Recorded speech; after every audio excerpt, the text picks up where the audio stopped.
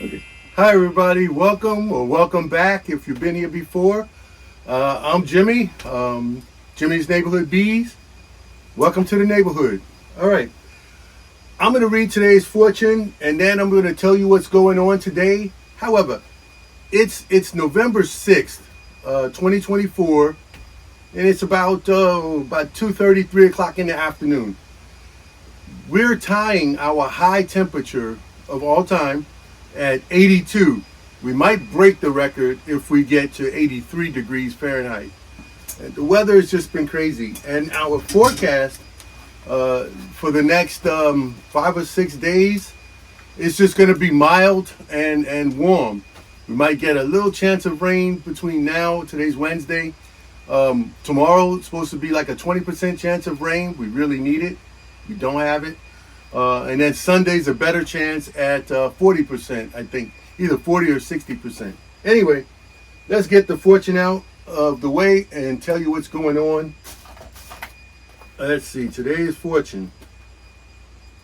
Dun, dun, dun, dun. If you are wise with your decisions, good things are bound to come.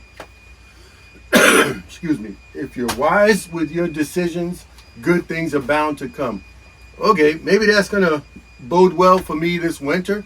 Because I had decided to put the fondant on all 4 hives I have back there, and on top of that, or for the big hive, the farmhouse, and the yellow hive, they're just gonna have fondant. However, the 2 nukes, which were both late boxes, 3 frames of bees, very late in the season, I'm putting sugar boards on those. You saw me in a previous video, or you may have seen it in the previous video. I'll probably link it up here so you can go back to it where I made the sugar boards. But there's something I decided last night, as it were. I have the 8 pounds of sugar, maybe 10 pounds of sugar in each sugar board.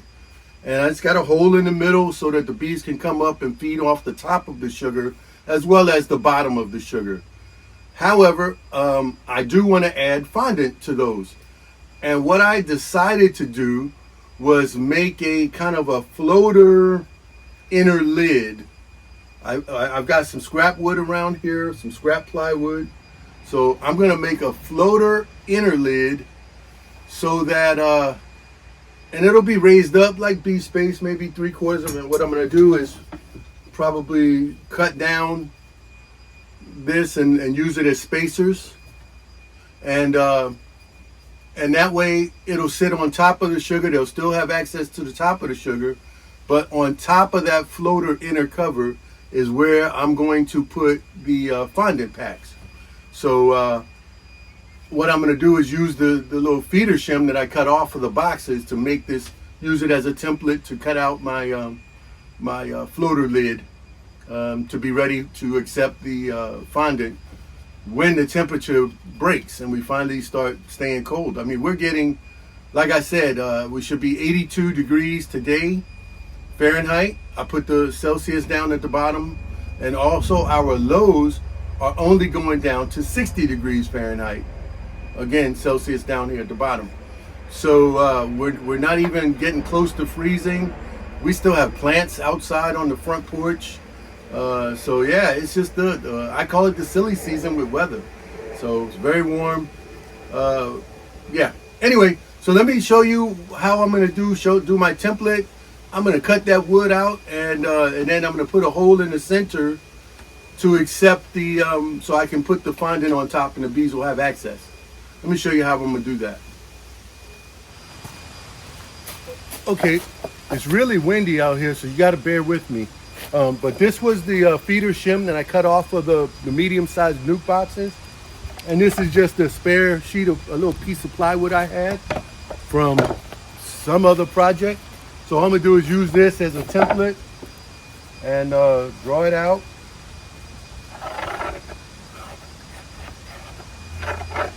Now this is just gonna be a floater top, so it doesn't have to be exact. I mean, you know, and then somewhere in the center,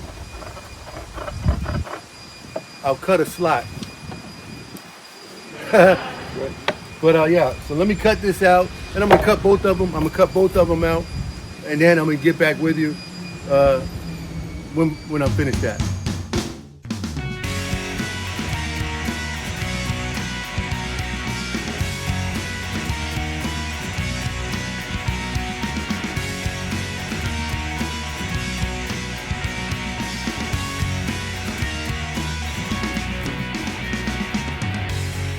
So here, back in the shed here, you can see my two sugar boards with the nuke size. And what I always do is I put a hole all the way through to the screen there in the center, thereabouts. And I got one here, you know, a little bit narrower. But this would allow bees access to both the top and the bottom at the same time. They can climb up through, feed at the top. What I'm going to do is put that pieces of wood that I just cut here, and I'm going to cut out and insert, or, you know, cut out the middle, and be able to put that there along with some shims to keep it up so that the bees can just have, you know, bee space on top as well. So I'm going to go cut that out, and I'll cut the shims too and just kind of tack them in place.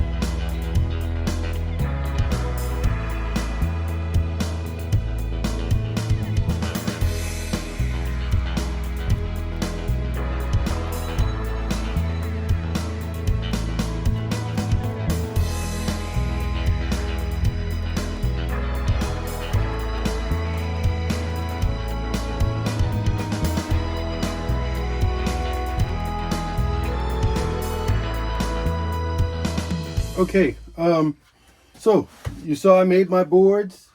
The brad nails, they were a little long, but I just folded them over so they kind of look like staples. No big deal. This is the outside. That's the bees are not going to have access. So, and then basically I'll just throw them in here like that, so they kind of float on top of the sugar with the spacers. That allows them to go all over the sugar in underneath, you know, so they'll have full access to the top and the bottom.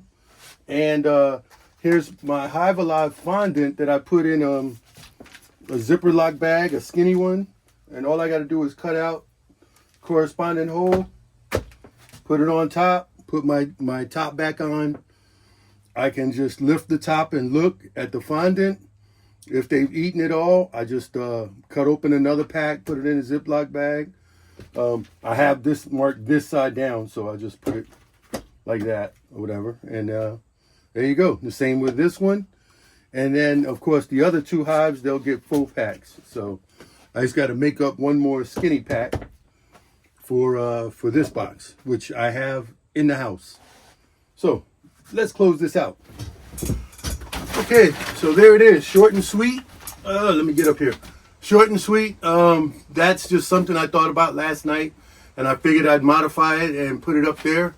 You know, at my last bee club meeting, we were discussing having feed and food on top of the bees, or close proximity, so that they don't starve out and they could possibly get to it should they need to. And I didn't want to have all that space between the sugar and then another inner cover, and then the fondant on top of that, because then they would have had to traverse that extra space. So I came up with this idea. I thought about using the double bubble wrap, or I've got plenty of that. There's some over there. There's some behind me over here. There's some here. I thought about just using this and laying it down and putting the fondant on top, you know, cut a hole in the center. But I didn't know if the bees, you know, I wanted them to have access to the top of the sugar as well, so I couldn't put a spacer. I probably could have, but it just would have been easier just doing it the way I did it. So anyway, so that's it. I don't know when I'm going to get this sugar board on because, like I said, the next forecast 6-7 days is going to be, you know, in the high 70s or middle 70s on up, and like I said today, so we'll just have to wait and see. When I see a forecasted weather break, I'm going to get the liquid feeders off of all 4 hives, and I'll probably directly put the sugar boards and fondant right on. So my last warm day or next to last warm day is when I'll get that done. All right, that's it for now. I can't think of anything else. I'm gonna head back over in the other storeroom and finish straightening up and cleaning up and organizing over there, so I can do the same over here because I'm unorganized, and then I can get to work on my long hive. I know, my long-awaited long hive. Yeah, so we'll get there. You know, like I said, it's a fun project. So, but I know people want to see what's up here on wood, so we'll try to get there. All right, see you guys. Oh, before I go, this video is coming out on Thursday, November 7th, which happens to be our Brazilian exchange daughter's birthday. So happy birthday, Bruna.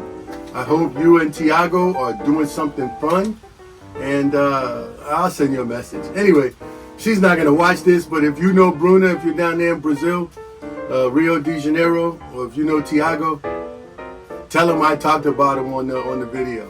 All right, have fun with your bees, even when it's, you know, winding down, but you're still in the silly season. All right, bye y'all.